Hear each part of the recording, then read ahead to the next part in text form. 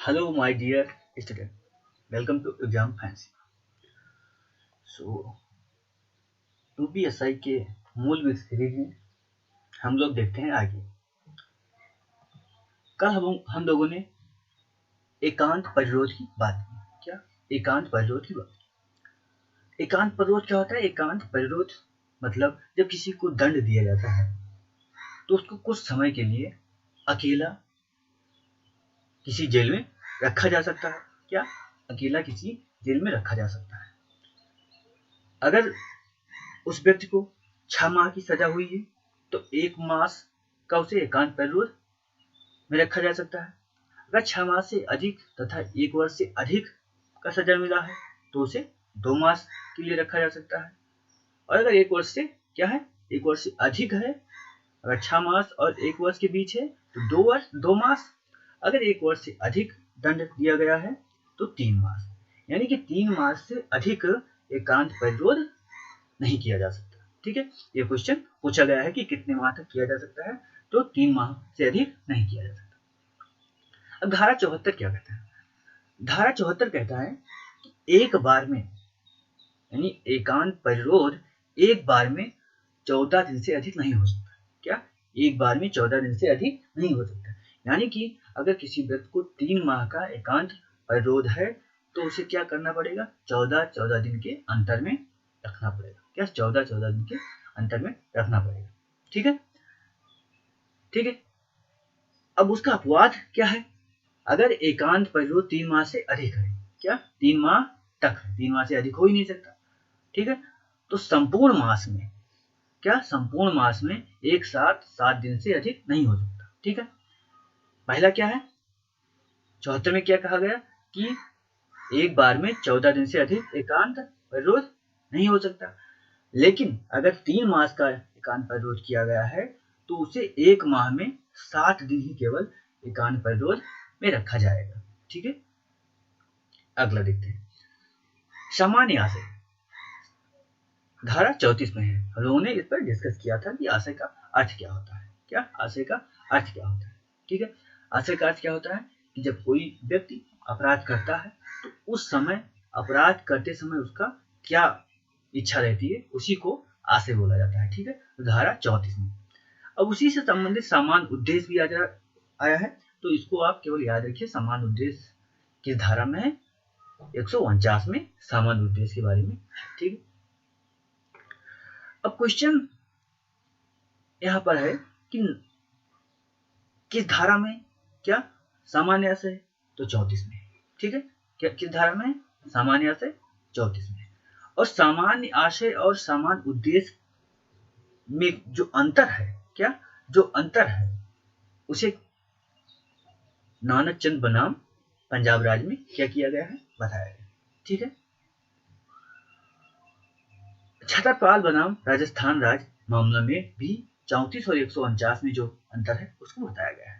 तो ये आपको याद रखना है। ठीक है, याद केवल इतना रखना है कि समान उद्देश्य किस धारा में है। क्या समान उद्देश्य किस धारा में है और सामान्य आशय किस धारा में है। ठीक है, अब सामान्य आशय तथा समरूप आशय दो टर्म आते हैं। क्या सामान्य आशय और समरूप आशय। तो समरूप आशय क्या होता है? समरूप आशय को आप यहाँ पर ऐसे समझें कि जब कोई अपराध करता है, क्या जब कोई अपराध करता है और अपराध करने वालों के साथ 2-4 व्यक्ति हो सकते हैं। क्या 2-4 व्यक्ति हो सकते हैं? तो सब में उसका क्या रहता है? एक ही मत रहती है, एक ही मत सबकी रहती है। उसे ही समरूप आशय के रूप में हम समझ सकते हैं। और सामान्य आशय और समरूप आशय में अंतर पांडुरंगा बनाम हैदराबाद मामले में स्पष्ट किया किसने? सुप्रीम कोर्ट ने। क्या पांडुरंगा बनाम हैदराबाद मामले में सुप्रीम कोर्ट ने सामान्य आशय और समरूप आशय के बारे में क्या अंतर को स्पष्ट किया। अगला धारा है 54। क्या अगला धारा है 54। 54 क्या बताता है? धारा 54 बताता है कि अगर किसी को क्या मृत्युदंड दे दिया गया है तो उसको कम किया जा सकता है या लघुकरण किया जा सकता है। यानी मृत्यु दंडादेश का लघुकरण किया जा सकता है। किसमें कहा गया है? धारा 54। अब कैसे किया जा सकता है मृत्युदंड का लघुकरण? तो राष्ट्रपति कर सकता है या समुचित सरकार कर सकती है, क्या समुचित सरकार कर सकती है, ठीक है। धारा 55 क्या कहता है? धारा 55 कहता है कि अगर आजीवन कारावास किसी को हुआ है तो उसका भी लघुकरण किया जा सकता है। क्या आजीवन कारावास किसी को मिला है तो उसका भी लघुकरण किया जा सकता है, ठीक है। तो देखते हैं हम 57 धारा नंबर 57। धारा नंबर 57 में क्या कहा गया? धारा नंबर 57 में कहा गया कि अगर किसी अपराधी को क्या दिया जाता है? आजीवन कारावास दिया जाता है तो आजीवन कारावास कितने वर्ष के तुल्य होगा? 20 वर्ष के तुल्य होगा। हम लोगों ने इसको पहले जाना भी था, ठीक है, कि आजीवन कारावास क्या होता है? 20 वर्ष के तुल्य होता है, ठीक है। आगे देखते हैं। आगे धारा 123, 132, 194, 195, 302, 305, 307, 364 और 396, ये इतने धारा है जो मृत्युदंड से संबंधित है। आपको केवल एक बार नजर इस पर घुमाना है, ठीक है, कि अगर आ जाए एग्जाम में तो आप टिक कर सके, ठीक है। 149 तथा 449 के अंतर्गत कठिन कारावास का क्या? कठिन कारावास का वर्णन है। धारा 168, 169, 172, 176, 178, 180, 181, 188, 223, 225, 228, 291, 341, 500, 502, 509, ये कारावास के बारे में क्या करती है? बात करती है। तो आपको केवल एक बार देख कर जाना है बस। 304, 397 और 398, इसके अंतर्गत क्या है? अनिवार्य कारावास का प्रावधान है। ये आपको याद करना है। क्या? 304, 397 और 398 में अनिवार्य कारावास का प्रावधान है। पूछा जाएगा कि अनिवार्य कारावास का प्रावधान किसमें, तो आपको ये बताना है, ठीक। धारा 126, 127, 169, 263 के अंतर्गत अपराधों के दंड में संपत्ति का संपहरण करने का प्रावधान है। संपत्ति का संपहरण का मतलब आप कुर्की से ले सकते हैं। क्या? कुर्की से ले सकते हैं कि सरकार जब संपत्ति का हरण करती है। अब देखते हैं भारतीय दंड संहिता के अध्याय 4, 76 तथा 106, क्या 76, धारा 76 तथा 106 के मध्य है, ठीक है। अब इसमें क्या है? इसमें अपवाद, क्या इसमें अपवाद है? क्या अपवाद है? अब क्या क्या अपवाद है इसको हम लोग देखते हैं। क्या क्या अपवाद है इसको हम लोग देखते हैं। पहला तो आपको यही याद रखना है कि अध्याय 4 में अपवाद से संबंधित है। अध्याय 4 किससे? साधारण अपवाद से संबंधित है, ठीक है। अब क्या क्या अपवाद है हम लोग देखते हैं। प्रथम खंड है जो है वो 76 से 96 तक है, जो क्षमा बचाव से है। दूसरा खंड जो है वो 97 से 106 तक, ठीक है। अब 76 में क्या अपवाद दिया गया है? 76 में तथ्य की भूल से संबंधित है। क्या? 76 धारा तथ्य की भूल से संबंधित है, ठीक है। अब इसको आप उदाहरण से समझ सकते हैं। क्या उदाहरण से समझ सकते हैं? तथ्य का भूल का मतलब क्या हुआ कि कहीं पर ऐसी चीज है जो सामान्यतः भूली नहीं जानी चाहिए, किंतु अधिकारी वर्ग द्वारा उसे क्या या कह सकते हैं विस्मृत हो जाता है। अधिकारी वर्ग द्वारा विस्मृत हो जाता है या भूल जाता है। तो अगर ऐसा भूल है तो अधिकारी वर्ग को माफ किया जा सकता है। क्या? माफ किया जा सकता है, ठीक है। और ऐसे ही भूल हम उदाहरण के द्वारा कैसे समझ सकते हैं? कोई विक्टिम है, क्या कोई विक्टिम है और कोई साक्षी, क्या साक्ष्य देने वाला, साक्ष्य देने वाला की स्थिति ऐसी है कि वो बातों को अधिक समय तक क्या याद नहीं रख सकता और उसने जो बयान दिया फिर उससे जो बयान पूछा जा रहा है उस पर वो टिक नहीं सका, यानी कि वो भूल गया। तो ऐसे तथ्य को भी क्या किया जा सकता है? अपवाद के रूप में लिया जा सकता है, ठीक। अब धारा 77 क्या कहता है? धारा 77 क्या कहता है? धारा 77 ये कहता है कि अगर कोई कार्य विधि के अनुसार हो रहा है, यानी कानून के अनुसार हो रहा है, तो वो अपराध नहीं है। क्या? वो अपराध नहीं है। जैसे एग्जाम्पल के रूप में समझते हैं। अगर कोई व्यक्ति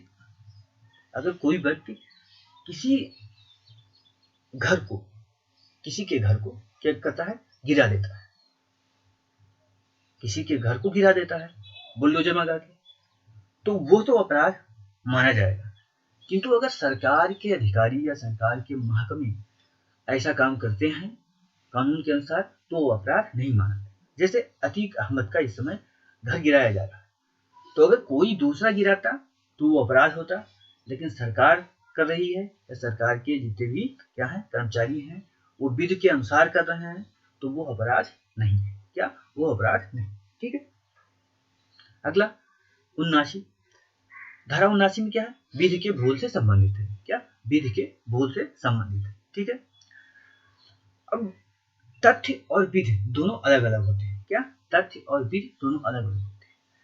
तथ्य को अगर आप भूल गए तो ये सामान्य बचाव के अंतर्गत आता है, यानी कि आप बचाव आसानी से कर सकते हैं। किंतु विधि का जो भूल है उसे अच्छा नहीं माना जाता। क्या, उसे अच्छा नहीं माना जा सकता। ठीक है। जैसे एग्जाम्पल, कोई दरोगा है, कोई दरोगा है, ठीक है। अब उसे किस धारा के अंतर्गत किस सजा देना है, वो अगर यही भूल जाए तो क्या होगा, तो ये क्षम्य नहीं है या अच्छा इसे नहीं माना जाता। क्या, अच्छा इसे नहीं माना जाता कि आप विधि को, तथ्य को भूल सकते हैं लेकिन विधि को भूल नहीं सकते। ठीक है। अब एक उदाहरण दिया गया है अपराध की, कैसे सरकारी महकमे कोई काम करते हैं तो अपराध नहीं होता। कोई व्यक्ति है जो जल्लाद है। क्या, जल्लाद है, यानी कि वो फांसी देने का काम करता है। ठीक है। और वो फांसी जो देता है वो कोर्ट के क्या आदेश पर देता है, कोर्ट के आदेश पर देता है। ठीक है। तो धारा 78 में इस प्रकार, धारा 78 में जल्लाद द्वारा किए गए इस प्रकार कार्य को क्या अपराध नहीं माना गया है और उसे छोड़ दिया गया। क्या, उसे छोड़ दिया गया है। धारा 80 के अंतर्गत क्या है, कोई कार्य क्या दुर्घटना बस हो जाता है, क्या दुर्घटना बस हो जाता है, तो उसको भी अपराध नहीं माना जाएगा। क्या, उसको भी अपराध नहीं माना जाएगा। ठीक है। हम किसका, कर्मचारियों का ले सकते हैं क्या उदाहरण के लिए। कर्मचारी वो कार्य करना नहीं चाहते थे लेकिन वो दुर्घटनावश हुआ है। क्या, दुर्घटनावश हुआ है। जैसे एग्जाम्पल, एग्जाम्पल को कैसे समझे, भीड़ है। क्या, भीड़ है। अब भीड़ को पुलिस हटाने के लिए क्या आंसू गैस का प्रयोग करती है। क्या, आंसू गैस का प्रयोग करती है। अब उस भीड़ में कोई ऐसा व्यक्ति है जो आंसू गैस के प्रभाव को झेल नहीं पाता और मृत्यु हो जाती है, तो इसे अपराध नहीं माना जाएगा, इसे दुर्घटना माना जाएगा कि उसमें पुलिस का कोई लक्ष्य नहीं था कि उस व्यक्ति को मार देगा। क्या, पुलिस का कोई लक्ष्य नहीं था उस व्यक्ति को मारने का। अब दुर्घटना, अगर कोई दुर्घटना हुई है तो उसको क्यों, कैसे दुर्घटना माना जाएगा, क्या कैसा दुर्घटना माना जाएगा, उसके कौन कौन से तथ्य होंगे, उसको भी धारा 80 में बताया गया। क्या दुर्घटना क्या हो, दुर्भाग्यवश हो। क्या, दुर्घटना दुर्भाग्यवश हो, यानी कि वो आपकी इच्छा के द्वारा कारित ना, क्या आपकी इच्छा के द्वारा कारित ना हो। ठीक है। दूसरा, आपराधिक ज्ञान के बिना। क्या, आपराधिक ज्ञान के बिना, यानी जो दुर्घटना हुआ है, जो कार्य हुआ है, उसके बारे में आपको ज्यादा कुछ पता नहीं था। क्या, ज्यादा कुछ पता नहीं था और आपको ये पता नहीं था कि यह कार्य करने पर यह अपराध माना जाता है। क्या, यह कार्य करने पर यह अपराध माना जाता है। ठीक है। अन्य तथ्य क्या है कि आप उस कार्य को सावधानी से कर रहे थे। क्या, आप कोई भी कार्य सावधानी से कर रहे थे। ठीक है। और अगला तथ्य क्या है इसमें, कि काम विधि रूप में किया जा रहा था। अगर ये चार तथ्य हैं तब दुर्घटना को हम अपराध नहीं मानते हैं। दुर्घटना को अपराध नहीं मानते हैं, इस धारा में इसका वर्णन है, धारा 80 में इसका वर्णन किया गया है। ठीक है। धारा 81 में क्या कहा गया, आवश्यकता के आधार पर अपराध के दायित्व से बचाव। क्या, आवश्यकता के आधार पर दायित्व से, अपराध के दायित्व से बचाव। अब इसको भी उदाहरण से समझते हैं। जैसे कोई एक बड़ी बिल्डिंग है। क्या, कोई एक बड़ी बिल्डिंग है, उसमें आग लग गया। क्या, उसमें आग लग गया। अब बिल्डिंग के आधे भाग को इसलिए गिरा दिया गया कि पूरे बिल्डिंग में आग ना लगे या पूरी बिल्डिंग का जो सामान है वो बच जाए, तो इसे अपराध नहीं माना जाएगा। क्या? इसे अपराध नहीं माना जाएगा। अब आवश्यकता के आधार पर अपराध के दायरे से बचाव का एक केस है जो आपको याद रखना है, आर बनाम डेडले स्टीफन। क्या? आर बनाम डेडले स्टीफन, धारा 81 से संबंधित केस है। ठीक है। धारा 82 क्या कहता है? धारा 82 कहता है 7 वर्ष से कम बच्चे द्वारा किया गया अपराध अपराध नहीं होगा। क्या? 7 वर्ष से कम बच्चों द्वारा किया गया अपराध अपराध नहीं होगा। ठीक। धारा 83 क्या कहता है? अगर 7 से 12 वर्ष का कोई व्यक्ति है, कोई बच्चा है, तो वो अपराध करता है तो उसको भी अपराध नहीं माना जाएगा। क्या? उसको भी अपराध नहीं माना जाएगा। ठीक है। अब यहाँ पर एक अपवाद इसमें और जोड़ा गया कि अगर वो बच्चा बार बार ऐसा अपराध करता है और वो जानता भी है कि ये अपराध है, तो उसको अपराध की श्रेणी में रखा जा सकता है। क्या? रखा जा सकता है। यानी कोई ऐसा लड़का है जो बहुत ही ब्रिलियंट है और वो 10 साल में उसने सारे क्या बोलते हैं नियम कानून और सामाजिक प्रभाव यानी व्यवहारिक नॉलेज उसे हो जाता है। क्या? नॉलेज हो जाता है उसे सब कुछ। ठीक है। और वो जानबूझकर ऐसा कार्य करता है और वो जानता भी है कि इसको करने से अपराध की श्रेणी में आता है, तो उसको अपराध माना जा सकता है। ठीक है। धारा 84 क्या कहता है? धारा 84 क्या कहता है? धारा 84 कहता है कि अगर कोई पागल अगर कोई पागल अपराध करता है तो उसको भी अपराध नहीं माना जाएगा। यानी वो जो कार्य कर रहा है उस समय उसकी क्या मनोदशा अच्छी नहीं है, और मनोदशा अच्छी नहीं है तो उसे अपराध नहीं माना जाएगा। ठीक है। अब धारा 84 के बारे में एक मैकनाटन वाद है। क्या? मैकनाटन वाद है। इसको आपको याद रखना है कि मैकनाटन वाद किससे संबंधित है। ठीक है। धारा 44 से संबंधित है और पागल के द्वारा किया गया कोई कार्य अपराध को नहीं समझा जाएगा, इससे संबंधित है। मैकनाटन टेस्ट भी। मैकनाटन टेस्ट क्या है? मैकनाटन टेस्ट ये है कि कोई व्यक्ति बचाव के लिए ये कह रहा है कि उस समय हमारी मनोदशा ठीक नहीं थी, तो इसको कैसे जांच किया जाए, कैसे टेस्ट किया जाए कि वो उसकी मनोदशा अच्छी नहीं थी, तो उसी टेस्ट को क्या बोलते हैं? मैकनाटन टेस्ट बोलते हैं। क्या? उसी टेस्ट को मैकनाटन टेस्ट कहते हैं। ठीक है। अब अगला धारा 85 क्या? अनैच्छिक मतदाता, और धारा 86 स्वैच्छिक मतदाता। अब अनैच्छिक मतदाता और स्वैच्छिक मतदाता क्या है, इसको हम समझते हैं। आपने कोई क्या किया है? कोई नशा किया। क्या? कोई नशा किया, और जो आपने नशा किया वो अपनी इच्छा से आपने नहीं किया। क्या? जो आपने नशा किया वो अपनी इच्छा से नहीं किया, किसी ने आपको जबरदस्ती क्या आपके साथ किया और आपको वो दवा या कोई भी ऐसा पदार्थ आपको दिया गया जिससे आपको क्या आपको आपका दिमाग सही से काम न करे, तो उसको आप कह सकते हैं अनैच्छिक मतदाता। क्या? अनैच्छिक मतदाता उसे कहते हैं।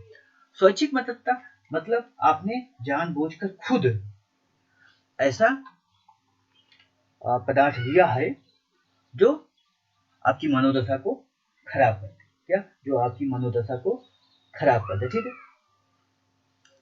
अब अनैच्छिक मतदाता के अंतर्गत अगर व्यक्ति के साथ ऐसी घटना होती है, क्या व्यक्ति के साथ ऐसी घटना होती है कि उसे दवा देकर फिर उससे अपराध कराया जाता है, तो उसे क्या छूट मिलता है। क्या? उसे छूट मिलता है कि उसने जानबूझकर ऐसा नहीं किया, उसे ऐसा पदार्थ दिया गया जिससे उसका दिमाग सही नहीं था, फिर उससे गलत काम कराया गया, तो उससे छूट मिलता है। लेकिन स्वैच्छिक मतदाता में यानी आपने खुद से वो पदार्थ लिया और जब आप बिल्कुल फुल नशा में थे फिर जाके आपने अपराध किया तो उसे अपराध की श्रेणी में रखा जाएगा, आपको कोई छूट मिलने की आशा नहीं।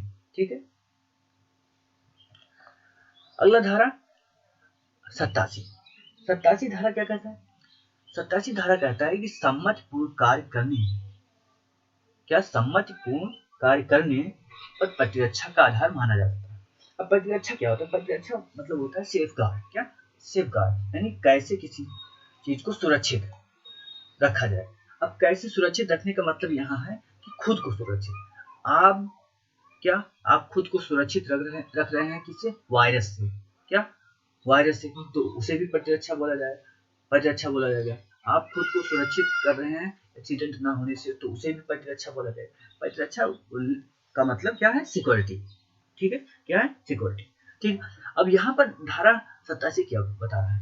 धारा 87 बता रहा है कि सम्मतपूर्ण कार्य करने में, अगर सम्मतपूर्ण कार्य किया गया है तो उसे प्रतिरक्षा का आधार माना जा सकता है। यानी आपने कोई ऐसा कार्य किया जो किसी के सहमत से किया, क्या? किसी के सहमत से किया, तो उसे अपराध की श्रेणी में नहीं रखा जाएगा। क्या? उसे अपराध की श्रेणी में नहीं रखा जाएगा। ठीक है, या उस पर आपको बचाव हो सकता है, आपका बचाव हो सकता है। अब जैसे एग्जाम्पल के रूप में कोई व्यक्ति है, कोई बीमार व्यक्ति है, अब बीमार व्यक्ति का ऑपरेशन करना है। ऑपरेशन करते समय डॉक्टर को ये पता है कि ऑपरेशन इतना जटिल है कि इसकी जान जा सकती है। क्या? इसकी जान जा सकती है। ठीक है, तो वो पहले ही क्या लिखवा लेता है कि ऑपरेशन में अगर कोई ऐसी घटना होती है तो मैं इसका जिम्मेदार नहीं हूँ। क्या? मैं इसका जिम्मेदार नहीं हूँ। तो उसने क्या कर लिया? प्रतिरक्षा अपना कर लिया कि मैं कोई ऐसा काम नहीं कर रहा हूँ, या ये जो ऑपरेशन है, ऑपरेशन में जान जाने की संभावना है, और जान जाती है तो अपराध हो सकता है, लेकिन डॉक्टर ने पहले ही लिखवा लिया, यानी सम्मत कर लिया। सम्मत मतलब सहमत। सम्मत का अर्थ यहाँ पर क्या ले? सहमत से, यानी सहमत से आपने कोई काम किया तो उसको अपराध नहीं माना जाता। ठीक है। अब आपने जो सहमत ली या सम्मत ली, वो किस व्यक्ति से लिया गया, ये भी इस धारा में क्या किया गया है? वर्णन किया गया है। क्या? इस धारा में ये भी वर्णन किया गया है कि किस व्यक्ति से आपने सहमत ली है। ठीक है। अब जिस व्यक्ति से आपने सहमत ली उसकी उम्र 18 से अधिक होनी चाहिए। क्या? 18 से अधिक होनी चाहिए। ठीक है। अब जैसे इसको एग्जाम्पल से समझते हैं। जैसे व्यक्ति लिव इन रिलेशन में रहते हैं। क्या? लिव इन रिलेशन में रहते हैं। अगर कोई लड़की की उम्र 17 साल है और लिव इन रिलेशन में रहता है तो वो क्या होगा? अपराध होगा। क्या? वो अपराध होगा, यानी कि 18 साल से अधिक उम्र है तभी सहमत मानी जाएगी, 18 से कम है तो सहमत नहीं मानी जाएगी। तो लिव इन रिलेशन में रहने वाले ऐसे कपल जो 18 साल से कम है वो क्या कर रहे हैं? एक अपराध कर रहे हैं। क्या? अपराध कर रहे हैं। तो आप देखेंगे पुलिस ऐसे लोगों को भी पकड़ती है, कहीं पर जब छापा मारती है तो ऐसे लोगों को पकड़ती है। ठीक है। लेकिन अगर आप 18 साल से अधिक हैं तो आप दोनों की सम्मति है तो वो अपराध नहीं माना जाएगा। ठीक। दूसरा तथ्य इसमें है कि जिस व्यक्ति से सहमति ली जा रही है उसे ये पता हो क्या कि क्षति कितना है। क्या? क्षति कितना है। आप किसी ऐसे व्यक्ति से असहमत ले रहे हैं जिसको कुछ पता ही नहीं है तो वो सहमत नहीं माना जाएगा। उस व्यक्ति को पता हो कि इस सहमति ये सहमत देने से क्या हमको नुकसान होगा, क्या हमको नुकसान होगा। ठीक है। अगला धारा है 88। क्या? अगला धारा है 88। 88 में क्या कहा गया? किसी व्यक्ति के फायदा के लिए सद्भाव पूर्वक मृत्यु होने का आशय न। क्या? किसी व्यक्ति के फायदे के लिए सम्मत से सद्भाव पूर्ण किया गया कार्य इसे मृत्यु कारित करने का आशय न हो। ठीक है। अब यानी कि आप सहमति आपको लेना है। क्या? आपको सहमति लेना है, लेकिन आपको किसी के फायदे के लिए ऐसा काम नहीं करना है जिससे किसी की मृत्यु हो जाए। क्या? जिससे किसी की मृत्यु हो जाए। क्या कहता है धारा? कि किसी व्यक्ति के फायदे के लिए सम्मत से सद्भाव पूर्ण किया गया कार्य जिससे मृत्यु कारित करने का आशय ना हो। ठीक है। धारा 79 क्या कहता है इसको हम देखते हैं। क्या? धारा 79 क्या कहता है? धारा 79 कहता है कि निम्न फायदे के लिए सद्भाव पूर्ण किए गए कार्य को संरक्षित करना है। यानी यहाँ पर धारा 79 क्या कहता है कि सद्भाव पूर्वक काम किया गया है। क्या सद्भाव पूर्वक काम किया गया है, तो उसमें आपको कितनी सुरक्षा मिल सकती है, यानी कितना सुरक्षा आपको या प्रतिरक्षा आपको मिल सकता है। ठीक है, और वो सद्भाव पूर्वक कार्य ऐसा किया गया हो जिससे किसी की मृत्यु ना हो। क्या, जिससे किसी की मृत्यु ना हो, इसको 88 में कहा गया।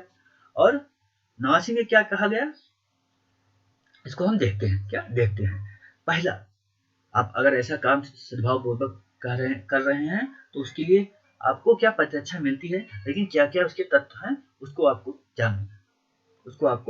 जानना है। 15 वर्ष से कम आयु का फायदा हो, यानी कि उस व्यक्ति को फायदा हो जो आपने सद्भाव पूर्व काम किया है। किस व्यक्ति का फायदा हो, 12 वर्ष से कम। क्या, 12 वर्ष से कम व्यक्ति हो उसका फायदा हो। क्या, उसका फायदा हो, या किसी ऐसे व्यक्ति का फायदा हो जो पागल हो। क्या, किसी ऐसे व्यक्ति का फायदा हो जो पागल हो। ठीक है, तो इसे आपको क्या समझना है, सद्भाव पूर्वक अगर ऐसा काम करते हैं तो आपको क्या मिलेगा, संरक्षित, आपको संरक्षा दी जा सकती है, यानी प्रतिरक्षा दी जा सकती है। यानी आपने किसी ऐसे व्यक्ति के लिए लाभ नहीं पहुंचाया जो जिसके पास ज्ञान का स्तर भी है, वो ऐसी स्थिति में है कि वो अपना दिमाग से काम अच्छा कर सकता है।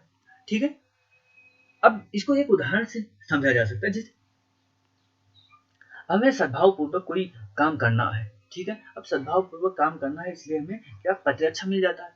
तो उदाहरण क्या है कि एक शेर है जो क्या करता है, बच्चों को उठा ले गया। अब बच्चों को जब ले गया और वो बच्चे को ले रखा है, अब आप क्या जाते हैं आप जाते हैं क्या करने, बच्चे को बचाने। अब बच्चे को जब आप बचाने जाते हैं तो उस समय गोली चलाएंगे तो उसमें हो सकता है कि बच्चे को भी गोली लग जाए, लेकिन आप बच्चे को मार नहीं रहे हैं। क्या, बच्चे को मार नहीं रहे हैं, सद्भाव पूर्वक आप क्या कर रहे हैं, बच्चे को बचाने का प्रयास कर रहे हैं, बच्चे को बचाने का प्रयास कर। उस समय ऐसी घटना अगर हो जाती है, क्या उस समय ऐसी घटना हो जाती है तो उसके लिए आपको सुरक्षा मिल सकती है। क्या, उसके लिए आपको सुरक्षा मिल सकती है। ठीक है, अगला धारा है 96 से 101। क्या, 96 से 101, इसमें क्या है, इसमें राइट टू सेल्फ डिफेंस। क्या, राइट टू सेल्फ डिफेंस है। तो आप पूछा जा सकता है कि राइट टू सेल्फ डिफेंस या निजता का अधिकार या निजी प्रतिरक्षा, निजता का नहीं, निजी प्रतिरक्षा का अधिकार किस दंड संहिता की किस धारा में, तो 96 से 106 में है। ठीक है, इसको भी देखते हैं कि राइट टू सेल्फ डिफेंस क्या है। 96 में क्या कहता है, कोई बात अपराध नहीं है जो निजी प्रतिरक्षा के अधिकार में किया जाता है। कोई बात अपराध नहीं है जो निजी प्रतिरक्षा के अधिकार में किया जाता है। 97 में क्या कहता है, प्रत्येक व्यक्ति को अपने शरीर तथा संपत्ति का अधिकार है। ठीक है, संपत्ति का अधिकार है। अब उदाहरण इसको इससे हम समझते हैं। पहले हम आपराधिक अत्याचार को देख लेते हैं। क्या, आपराधिक अत्याचार को देखें। ठीक है, फिर एक एक के करके हम समझते हैं। आपराधिक अत्याचार यानी विधिपूर्वक प्रवेश कर फिर उसी को अपमानित करना जिसकी संपत्ति है। ठीक है, 98 क्या कहता है, कोई पागल किसी को मारना चाहता है तो स्वस्थ व्यक्ति अपना जान, ये क्या है, बचाने के लिए, क्या, जान बचाने के लिए। ठीक है, अब हम समझते हैं कि निजी प्रतिरक्षा क्या होता है। क्या, निजी प्रतिरक्षा क्या होता है, इसको हम समझते हैं। ठीक है,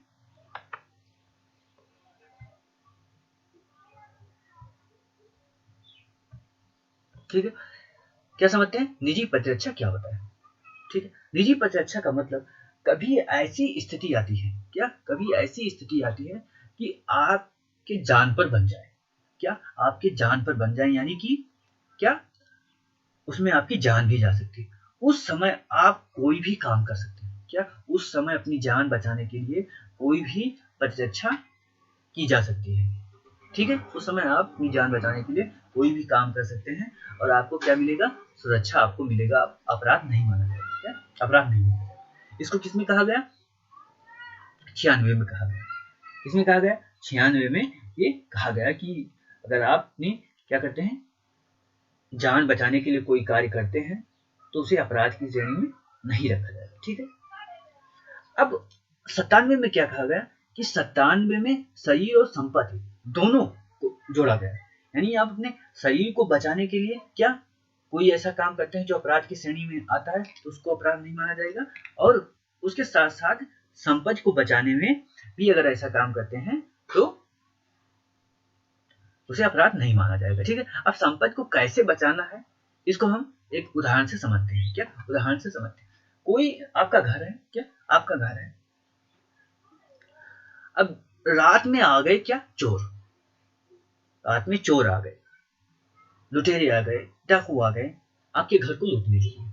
लेकिन ये लुटेरे और डाकुओं की संख्या अधिक नहीं है। क्या लुटेरे डाकुओं की संख्या अधिक नहीं है, ठीक है। और आप क्या करते हैं कि अपनी संपत्ति यानी अपने घर की संपत्ति को बचाने के लिए उस लुटेरे या डाकू को क्या करते हैं, मार देते हैं, ठीक है। या आप दोनों में हाथापाई होती है और आप उसे मार देते हैं, ठीक है। तो ये अपराध नहीं माना जाएगा। क्या ये अपराध नहीं माना जाएगा, ठीक है। तो 96 में क्या कहा गया कि आपको प्रतिरक्षा मिलेगी यानी सेफगार्ड मिलेगा जब कोई आप ऐसा काम करते हैं। क्या ऐसा काम करते हैं, यानी ऐसा काम मतलब शरीर को बचाने के लिए, यानी कि अपनी जान को बचाने के लिए। 97 में क्या बोला गया, शरीर के साथ साथ संपत्ति को भी बचाने में आप अगर कोई ऐसा काम करते हैं जो अपराध है, उसे अपराध की श्रेणी में नहीं रखा जाएगा, ठीक है। अगला आपराधिक अत्याचार। आपराधिक अत्याचार क्या होता है, अब जैसे एग्जांपल लेते हैं इलाहाबाद के स्टूडेंटों। अब इलाहाबाद के स्टूडेंट अगर किसी घर में गए, क्या किसी घर में गए और बोले कि हमें रहना है इसमें, हमें किराए पर दे दीजिए, क्या किराए पर दे दीजिए। अब वो रूम में रहना शुरू करते हैं, फैमिली वाला रूम है, मकान मालिक वहां रहता नहीं है, और उसके बाद धीरे धीरे किराया देना बंद कर देते हैं। और अब उस घर पर क्या करना चाहते हैं, वो स्टूडेंट कब्जा करना चाहते हैं। क्या कब्जा करना चाहते हैं, यानी संपत्ति किसी दूसरे की आप विधि पूर्वक क्या उस संपत्ति में प्रवेश करते हैं, यानी महल में या जो भी कमरा है उसमें प्रवेश करते हैं, और उसके बाद बावजूद संपत्ति आपकी नहीं है, उस व्यक्ति को अपमानित करते हैं, इस व्यक्ति को जिसकी संपत्ति है, क्या जिसकी संपत्ति है, तो उसे आपराधिक अत्याचार बोला जाता है। तो आपराधिक अत्याचार को आप इस उदाहरण से क्या करेंगे, याद रखेंगे। पूछा जा सकता है कि आपराधिक अत्याचार क्या है, क्या आपराधिक अत्याचार क्या है, ठीक है। अब 98 में क्या निजी प्रतिष्ठा के बारे में बात किया गया। 98 में यह बात किया गया कि आप कभी ऐसे व्यक्ति से क्या ऐसे व्यक्ति से पाला पड़ता है जो क्या है अस्वस्थ है, क्या अस्वस्थ है, और वो आपको मारना चाहता है, क्या मारना चाहता है। अब आप अपने जान बचाने के लिए, क्या आप अपनी जान बचाने के लिए, क्या है जान बचाने के लिए अगर कभी ऐसा हो जाता है कि उस अस्वस्थ व्यक्ति का जान चली जाए तो उसे अपराध श्रेणी में नहीं रखा जाएगा, क्या उसे अपराध की श्रेणी में नहीं रखा जाएगा, ठीक है। अब देखते हैं आगे क्या है। भारतीय दंड संहिता 94 में मृत्यु की धमकी देने के कारण कोई कार्य करता है तो वो भी अपराध की श्रेणी में नहीं, क्या वो भी अपराध की श्रेणी में नहीं रखा जाएगा, ठीक है।